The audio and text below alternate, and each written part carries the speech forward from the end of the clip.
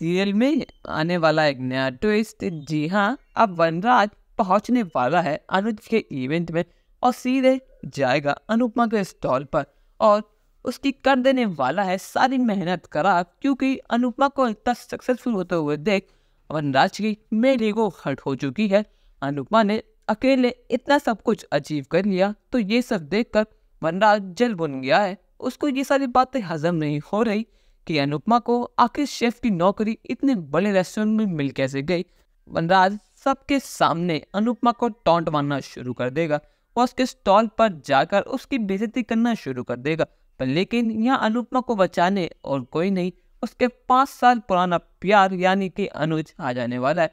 अनुपमा पर कोई मुसीबत आए और अनुज सामने ना आए, ऐसा कभी हो ही नहीं सकता। असल में दोस्तों, अब किंजल वनराज को और बा को अनुज के इवेंट में ले आई होती है, जहाँ पर मम्मी और तोशु जॉब कर रहे हैं। मम्मी का यहाँ पर स्टॉल लगा है और तोशु यहाँ इवेंट को संभाल रहा होता है।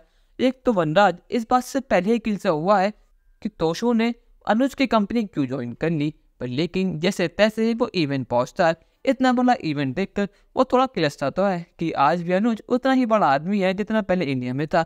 वो अनुज की कामयाबी देखकर किलसने लगा है। किंजल बा को और वनराज को मम्मी के स्टॉल पर ले जाती है।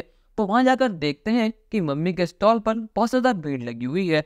लोगों को मम्मी के हाथ की बनी हुई डिशेस और चाय बहुत ज्यादा पसंद आ रही है। सब लोग अनुपमा की ही तारीफ कर रही है। ये सब कुछ देखकर वनराज किलस जाता है कि इतने सारे लोग अनुपमा की तारीफ क्यों कर रहे हैं। आखिर इसके खाने में ऐसा भी क्या है जो सब लोग पागल हुए जा रहे हैं।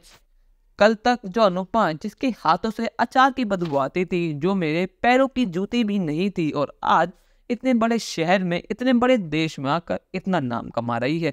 ये सब देखकर वनराज बहुत ज्यादा किलस जाता है। उसकी मेल ईगो बहुत ज्यादा हर्ट हो जाती है और स्टॉल पर जाकर कहता है, ओ बावर्ची जरा एक चाय लेके आना।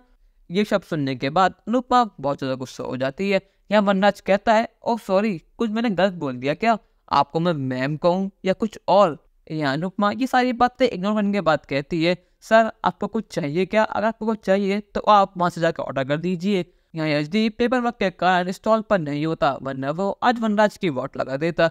यहाँ वनराज अनुपमा की सारी करी कराई मेहनत पर पानी पीने लगता है और बाकी सभी लोगों को कहता है कि आपको इसकी चाय पीने की क्या जरूरत है, ये चाय तो कोई भी बना ले। पर लेकिन यहाँ पर अनुज आ जाता है। जैसे ही अनुज वनराज को देखता है उसका तो खून खुल जाता है। वो कहता है, आखिर तुम मेरे इवेंट में क्या कर रहे हो, और तुम मेरे इवेंट में आए तो आए, और तुम्हारी इतनी हिम्मत कैसे हुई कि तुम मेरी अनुपमा से फालतू बोलो? तुमने उसकी मेहनत पर पानी कैसे फेर दिया? यहाँ वनराज कहता है, मैं सोच ही रहा था अनुपमा का सबसे बड़ा भक्त अब तक मुझसे मिला कैसे नहीं। जहाँ अनुपमा हो और अनुज ना हो, ऐसे तो कभी हो ही नहीं सकता। यहाँ वनराज अनुपमा से कहता है, मैंने कहा था ना अनुपमा, तुम्हारी लाइफ का ट्रायंगल हम तीनों ही है, मैं, तुम और अनुज। तुम इन रिश्तों से कभी पीछे भाग ही नहीं सकती, चाहे तुम कितनी कोशिश कर लो।